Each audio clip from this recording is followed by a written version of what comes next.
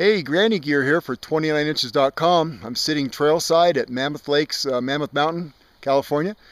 We've just been spent a couple of days up here at the bike park riding the mountain, riding the lift-assisted trails, also riding some cross-country trails. Brought some products up here, and one of the products I brought up specifically to ride up here was the new Geax. Man, you know, I gotta learn how to say it. I don't know if it's Geax or Geax, but you know what I'm talking about.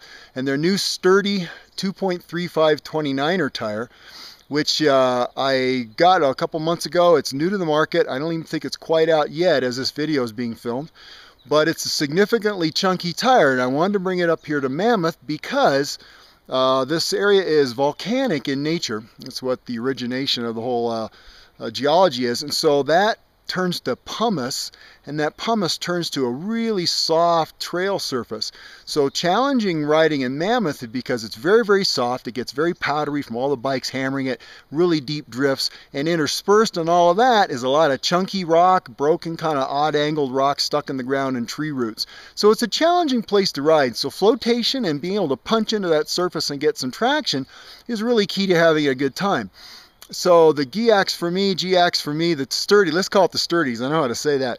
The Sturdy, for me, seemed like the right tire at the right time to bring up. How did it do? Well, let's talk about that.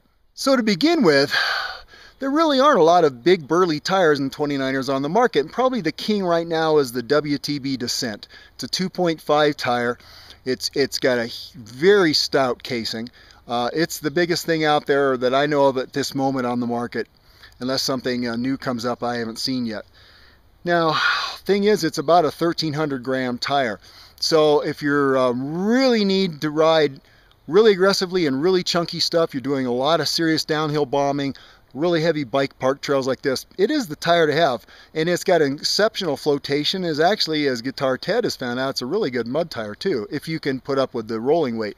Well, the Sturdy is a tire that fits really in between the typical 2.25, okay, that is barely adequate for this type of soil up here in Mammoth, and the full-on 2.5 Descent. It's about a 1,000 gram tire. It's under 1,000 grams actually, so it's about 300 grams lighter than a Descent, which is significant.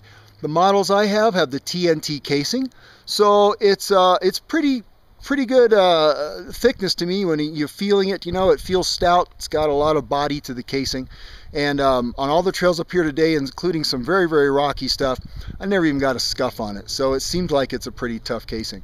But the aggressive knobs, the deep wide tread, the square profile were just fabulous all weekend up here on the mountain. I never lacked for traction, braking traction, turning.